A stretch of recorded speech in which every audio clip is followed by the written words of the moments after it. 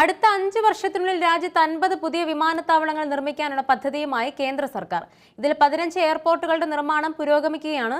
പുതിയ വിമാനത്താവളങ്ങളുടെ നിർമ്മാണത്തിനും നിലവിലുള്ളവയുടെ അടിസ്ഥാന സൗകര്യത്തിനും 92,000 കോടി രൂപയാണ് കേന്ദ്ര സർക്കാർ വിനിയോഗിക്കുന്നത്. അടിസ്ഥാന സൗകര്യ വികസന കാര്യത്തിൽ ഡൽഹി വിമാനത്താവളത്തെ ലോകത്തിലെ പ്രധാന അന്താരാഷ്ട്ര ഏവിയേഷൻ ഹബ്ബായി ഉയർത്തുക എന്ന ഏറ്റവും പ്രധാന ലക്ഷ്യവും ഉൾപ്പെടുന്നു. യാത്രാ സൗകര്യങ്ങളുടെ മെച്ചപ്പെടുത്തലും പ്രാദേശിക കണക്ടിവിറ്റി വർദ്ധിപ്പിക്കുന്നതും അടിസ്ഥാന സൗകര്യ വികസനത്തിന്റെ ഭാഗമാണ്. രാജ്യത്തിപ്പോൾ 140 എയർപോർട്ടുകളാണ് പ്രവർത്തനക്ഷമമായിട്ടുള്ളത്.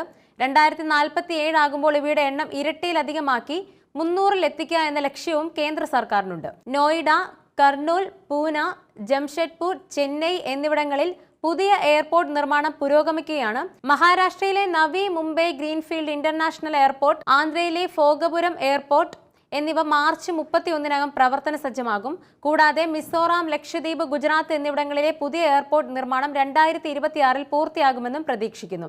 ഇവിടങ്ങളിൽ നിന്നെല്ലാം പുതിയ പ്രദേശങ്ങളിലേക്ക് കണക്ടിവിറ്റിയും ലഭ്യമാകും. 2025 അവസാനത്തോടെ രാജ്യത്ത് പ്രവർത്തനക്ഷമമായ വിമാനത്താവളങ്ങളുടെ എണ്ണം 200 ആകുമെന്നാണ് സർക്കാരിന്റെ പ്രതീക്ഷ. തുടർന്നുള്ള 2 പതിറ്റാണ്ടിനുള്ളിൽ 200 എയർപോർട്ടുകൾ കൂടി കൂട്ടിച്ചേർക്കാൻ സാധിക്കുമെന്നും കേന്ദ്ര സർക്കാർ കരുതുന്നു. കഴിഞ്ഞ ദശകത്തിൽ 10% വളർച്ചയാണ് ഇന്ത്യയുടെ വ്യോമയാന മേഖല കൈവരിച്ചത്. ഇന്ത്യ ഇതിനകം തന്നെ ലോകത്തിലെ 3ാമത്തെ വലിയ ആഭ്യന്തര വ്യോമയാന ശൃംഖലയായി ഉയർന്നുവെന്നാണ് വ്യോമയാന മന്ത്രാലയത്തിന്റെ ഒടുവിലത്തെ വിലയിരുത്തൽ.